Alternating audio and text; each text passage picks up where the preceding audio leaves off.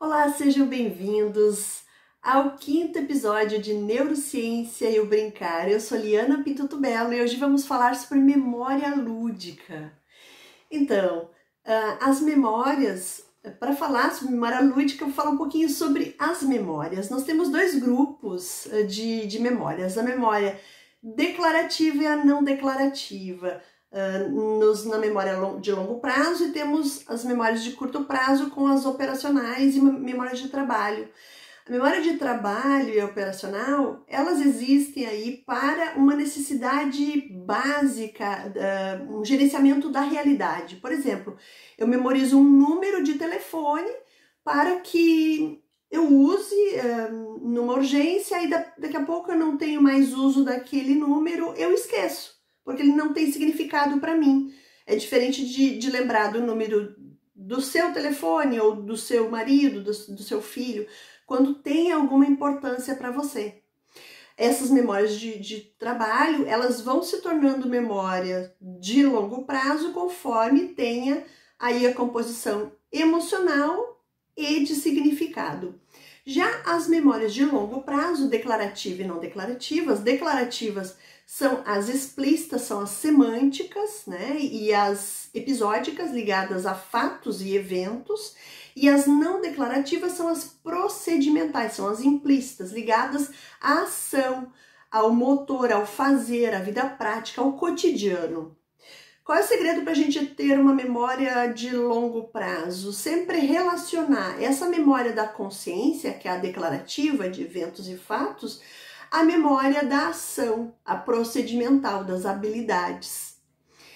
Então, onde mora a memória lúdica? Ela mora nas ambas memórias, só que ela vai estar na memória de longo prazo. Aquilo que a criança fez na memória de trabalho, que ela repetiu, e teve um componente de prazer, de emoção, né, e ganhou significado para ela, vai correr para dentro, lá para o hipocampo, que eu vou mostrar para vocês, e vai se tornar memória permanente.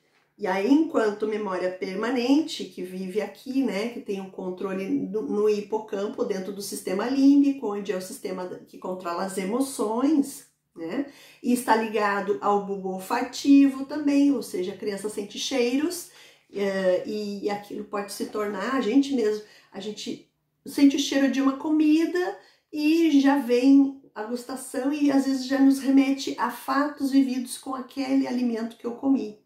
Ou uma avó, uma mãe que cozinhou, né?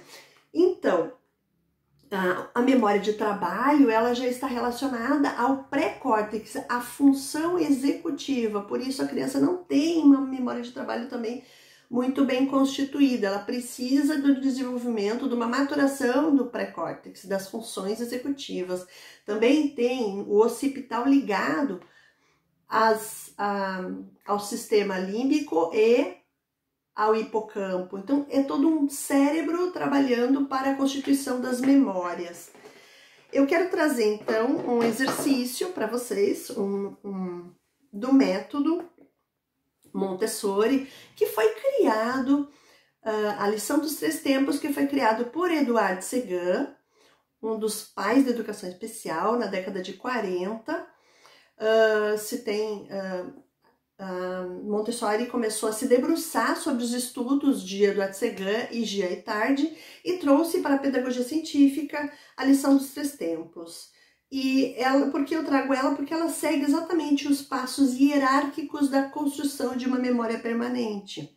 Então, a primeira lição é a aquisição do nome, né? Então, eu apresento para a criança este cubo, cilindro. Nesse momento, então, a criança fez uma associação de percepção sensorial. Você pode também oferecer para ela o cubo para ela tocar e diga cubo. Você diz cilindro. Na segunda lição, você vai perguntar para ela qual é o cubo, e ela vai pegar na mão o cubo, te mostrando, ou então vai apontar. Qual é o cilindro? Mesma coisa. Ou ela pega para te mostrar, ou ela aponta. Nós fizemos então o reconhecimento do objeto correspondente ao nome. Então, nesse passo, nessa lição, acontece a consolidação e a retenção na memória. E a terceira lição é quando você pergunta para ela: qual é este? E ela vai dizer: cubo. Qual é este? Ela vai dizer: cilindro. Nesse momento, ela fez a evocação, que é o quarto passo da hierarquia da memória. Então, ela evocou o nome do objeto correspondente a ele. Isso pode vir a acontecer várias vezes e pode também a criança aprender apenas na primeira vez que você apresenta a lição dos 3 tempos daqueles 2 objetos. Espero que tenham gostado desse nosso episódio. Até sexta-feira da próxima semana com mais neurociência e o brincar. Beijos lúdicos a todos!